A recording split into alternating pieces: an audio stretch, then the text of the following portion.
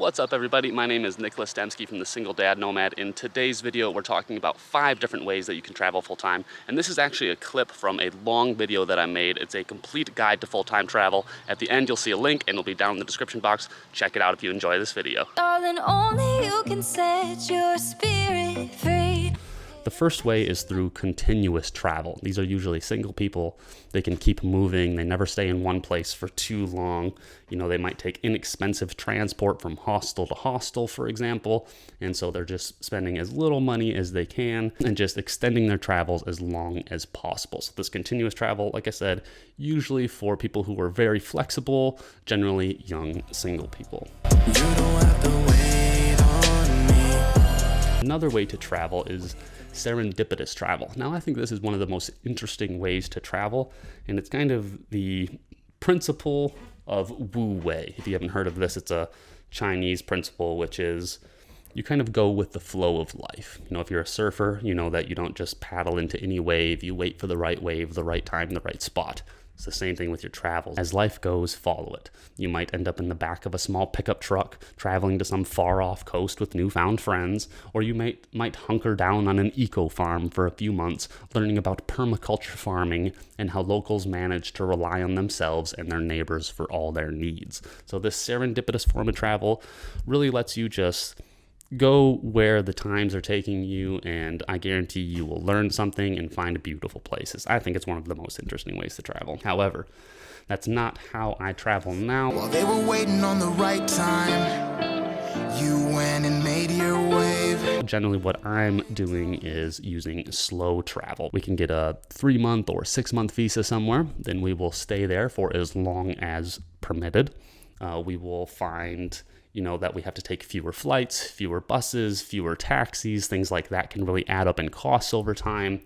We don't have to waste time moving around, packing and unpacking, figuring out logistics, settling in, things like that. And it gives us time to really live like a local and reduce our costs. That is, we can learn the language and build relationships with business owners in the area. We can find the least expensive food stands. We can find all the produce carts and things like that. So I would say that this slow travel really gives you the best way to keep your costs low and really dive into the culture wherever you are at. Because I have a home somewhere to run to. Another thing you might consider is having like a headquarters in America. So if you have a home in the United States already or wherever you're from, just keep it as your headquarters. You could keep it vacant and return to it whenever you want. You could also use it as a house sitting feature or a home swap. Say someone from Italy wants to come to the United States at the same time you want to go to Italy, hit them up. You can switch houses. They take yours, you take theirs for a month, whatever. You could also just rent it out as additional income when you're not living there. So if you have a headquarters in the United States, you're in a pretty good position, I would say. Shake up all the rules, pretend like they were never made. And the last way that you can really travel, I would say, there's another channel on YouTube here called Nomad Capitalist, and Andrew Henderson on there talks a lot about the Trifecta lifestyle.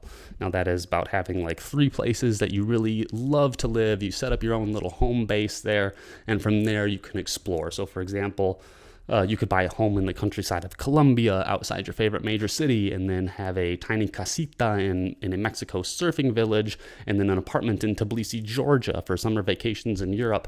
And if you own those 3 locations, you can easily travel between them.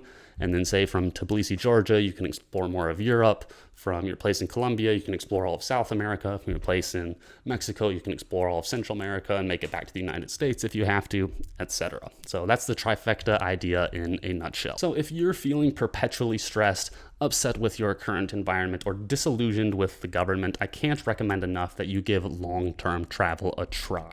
You decide your life, you decide your cost of living, you decide what you do, where you go, and what to spend your time on.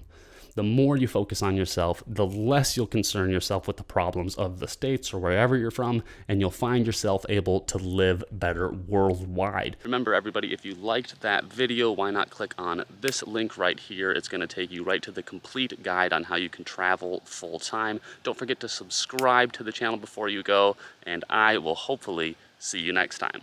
Peace.